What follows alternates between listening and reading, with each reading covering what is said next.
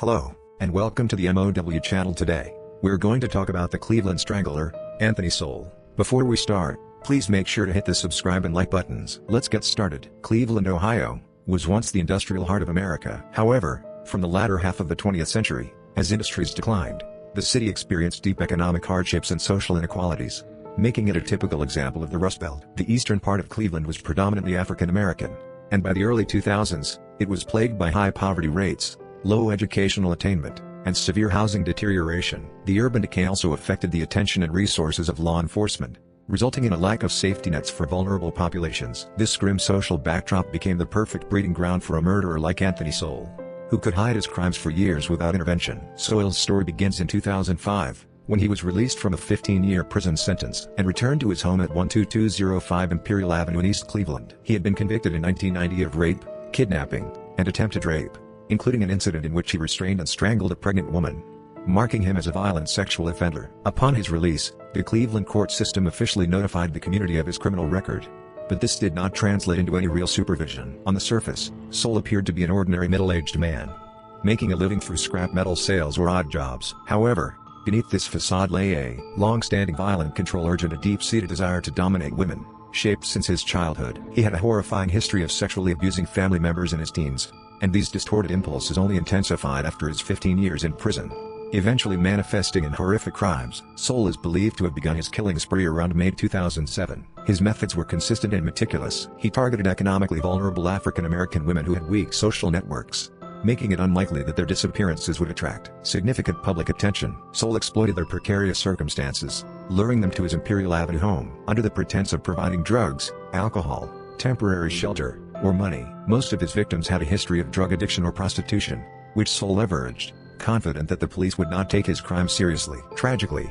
this cruel certainty became reality, aided by repeated investigative negligence by the Cleveland police. From 2007 to September 2009, over 2 years, disappearances of African American women in East Cleveland continued to be reported. The victims' families, anguished by the loss of their daughters, wives, and mothers, turned to the police. Yet their desperate pleas were sidelined by the department's implicit hierarchy. Women who were poor or had a history of drug use were often dismissed as adult women who left voluntarily, or as victims of personal problems, resulting in minimal investigation. One victim's mother testified that the police told her, "She's an adult. She'll come back on her own." A profoundly negligent response. This attitude effectively granted Sowell a free pass. While the victims' voices were silenced by social prejudice and law enforcement indifference, Sowell meticulously turned his home into a house of death. He kidnapped, raped, and murdered women inside and around his property, concealing their bodies in the basement, burying them in the yard, or leaving them in trash bags. The strong stench of decaying bodies was noticeable to neighbors, but it was often dismissed as odors from a nearby sausage factory or plumbing issues. The combination of neighborhood apathy and structural negligence by the police allowed Sowell to murder 11 women. It wasn't until one survivor made a dramatic escape in September 2009 that anyone realized the Imperial Avenue house at 12205 was a nightmarish mass grave. This tragedy was not only the result of Sowell's personal evil, but also of a society that abandoned its most vulnerable members,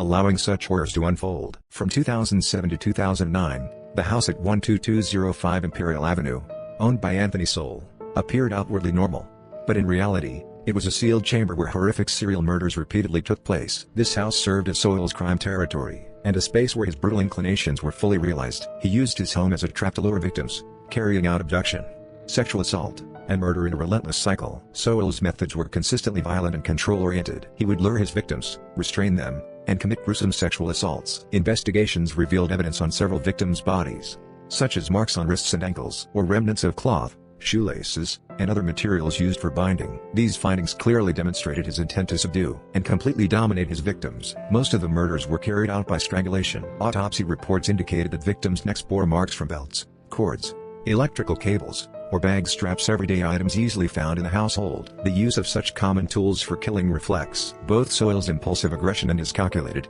premeditated approach to murder. Even more horrifying was the way Sowell handled the bodies after the murders. Rather than immediately disposing of them, he used various parts of his home, both inside and outside, as hiding places. The 11 victims' remains were concealed throughout the house, under the floorboards of the third-floor attic, in narrow spaces within walls, and even beneath piles of dirt under the basement stairs. One of the most shocking discoveries was the remains of Leshanda Long, whose skull alone was found inside a black bucket in the basement. Because many of the bodies had been left to decompose for years, Determining the precise cause of death for some victims was impossible. Several were wrapped in plastic sheets or trash bags and tightly sealed with duct tape and electrical cords, showing Sowell's deliberate attempts to conceal the bodies and suppress the odor. Throughout all of this, Sowell continued his everyday life within the house. He even lived there with his girlfriend, who was the niece of the mayor of Cleveland. She complained about the strong odors in the house, but Sowell dismissed them, claiming the smell came from a nearby sausage factory or other sources. For over 2 years, he was able to disguise his murderous activities with complete deception. This demonstrates the terrifying combination of Sowell's audacity and deceit,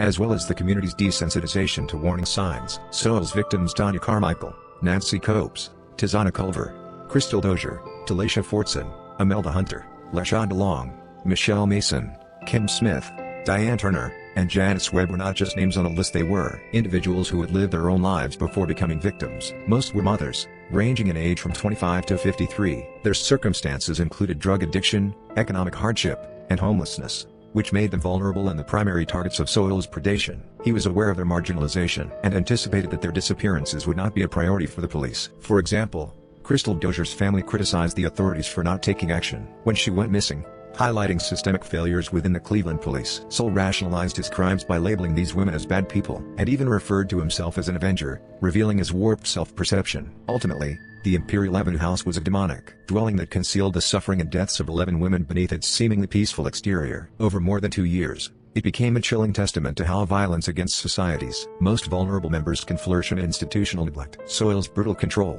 methodical killings, and sophisticated concealment of his victims underscore the meticulous and malevolent nature of his crimes. All of this would have remained shrouded in darkness, if not for the escape of a single survivor, who ultimately opened the door to the horrifying truth. Like all nightmares, the horrific string of murders at 12205 Imperial Avenue only came to an end when one courageous survivor broke the silence. That glimmer of hope began on September 22, 2009, with the dramatic escape and report of a woman named Leshanda Billups. Leshanda Billups, like Sowell's other victims, had been lured to his home under the pretense of obtaining drugs. Once inside, Sowell revealed his true nature, violently assaulting her, strangling her, and raping her. During this brutal attack, Leshanda lost consciousness, but miraculously regained it, and, seizing a moment when Sowell's attention wavered, managed to escape. The House of Horrors. While there were other survivors who had suffered assault and rape at Sowell's hands, many hesitated to report their experiences due to fear of police indifference or retaliation. Even those who did report often faced inaction or were ignored. Yet, despite the risks and prior frustrations,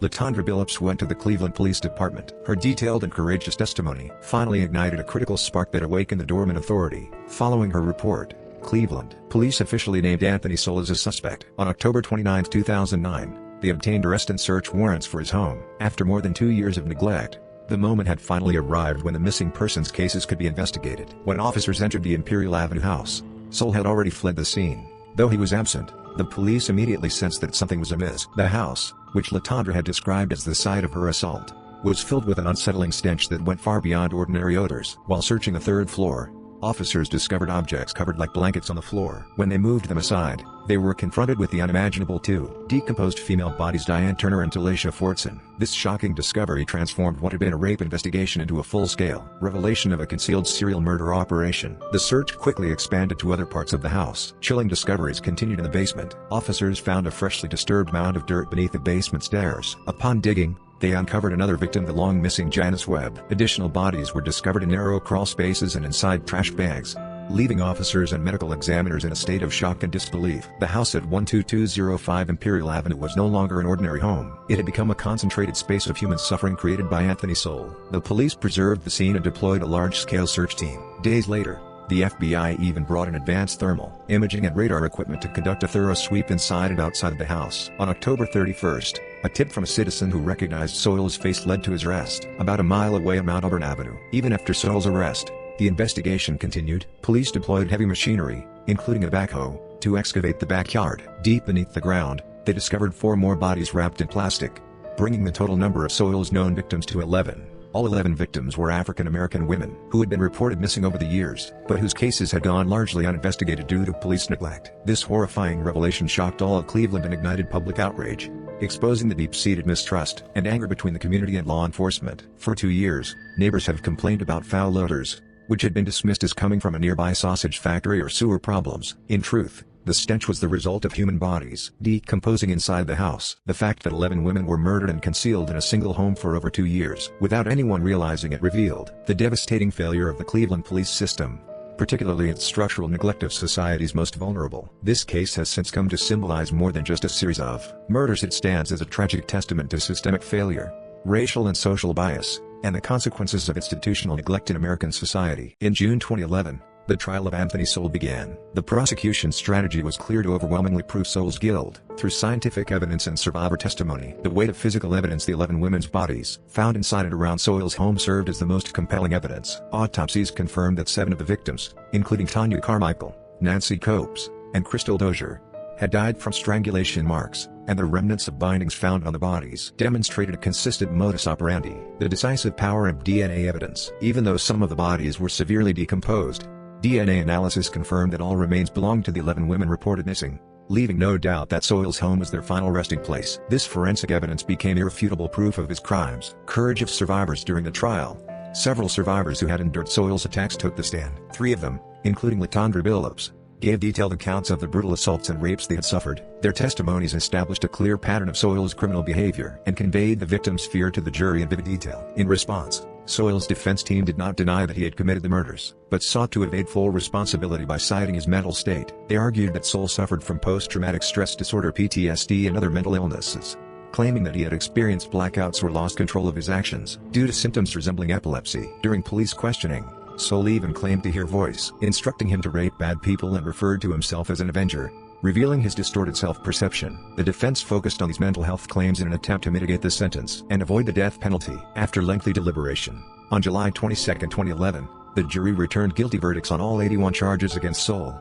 including 11 counts of aggravated murder. The jury rejected his claims of mental instability, finding that he had intentionally lured, kidnapped, assaulted, murdered, and concealed his victims, as argued by the prosecution. On August 10, the jury recommended the death penalty for all 11 counts of aggravated murder, and a judge upheld this recommendation, sentencing Sowell to death. This verdict represented more than just punishment for a single murderer. It forced the Cleveland community to confront deep truths and reflect on systemic failures, police failures and criticism. The Sowell case highlighted how indifferent and sluggish the Cleveland Police Department had been in responding to missing persons and sexual assault reports, especially those involving socially vulnerable African American women. Despite being a convicted sex offender, Sowell's crimes went unchecked for years, and multiple reports from survivors were dismissed as unreliable or ignored due to lack of resources. Policy changes and reform. The shock of the case prompted the city of Cleveland to overhaul its missing persons policies. The city established a dedicated missing persons unit, eliminated mandatory waiting periods for reporting disappearances, and committed to bringing sexual assault investigations and evidence handling in line with national standards. These reforms marked a belated but essential acknowledgement of responsibility for a tragedy rooted in social bias and structural neglect. A space to remember the victims. Following the trial,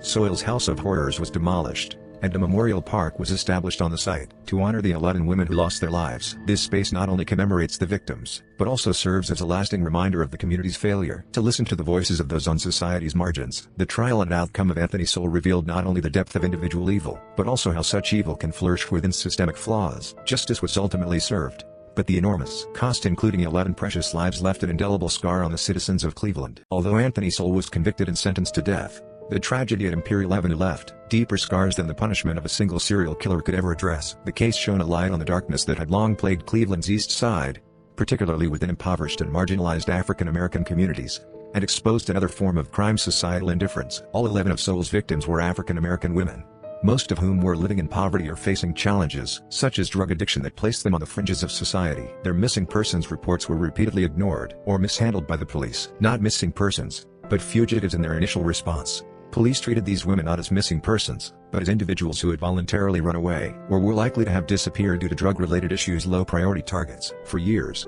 neighbors have complained about the foul odors coming from Sowell's house, yet the police dismissed them as smells from a nearby sausage factory or sewer problems, neglecting to investigate the root cause. The futility of a criminal record. Sowell had already served 15 years in prison as a convicted sex offender, and was a registered sex offender upon release. Even after reports from survivors who had been assaulted and raped by him, the police and prosecutors overlooked the danger he posed, delaying investigations and failing to track crucial evidence. This systemic failure provided Sowell with a free space to murder 11 women over several years. This context elevates the Sowell case beyond a simple serial murder, highlighting structural violence against society's most vulnerable, intersecting factors of race, class, and gender, Cleveland residents felt a deep sense of betrayal and anger at a police force that did not treat their lives as equal. Demolition as a symbolic act after the conviction, the greatest wish of the victims' families and local residents was the demolition of the house at 12205 Imperial Avenue, known as the House of Terror. The house symbolized not only Sowell's brutality but also societal neglect. In December 2011, the house was swiftly demolished. This act went beyond the physical dismantling of a building. It was a statement of the community's intent to confront painful memories and begin the process of healing. All debris was shredded to prevent it from being misused as souvenirs. The Garden of 11 Angels. After years of effort,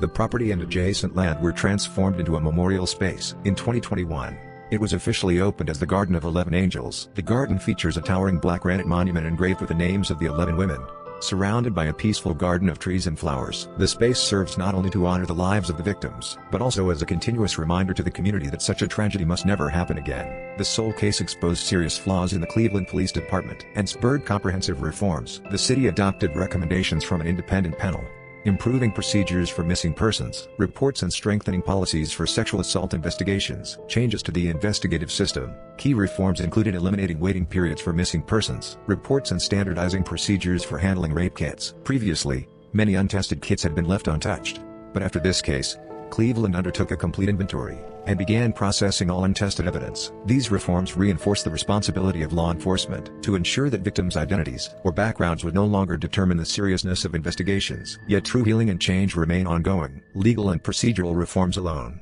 cannot erase deeply rooted racial and class biases. The Garden of 11 Angels challenges Cleveland to remember past tragedies, to genuinely listen to the voices of those at society's lowest rungs, and to build a community in which the lives and safety of all citizens are equally respected. Anthony Sowell's nightmare may be over, but the lessons learned from it continue to resonate. That concludes today's story. Please press the subscribe and like buttons. Tomorrow, we'll return with another case and mystery.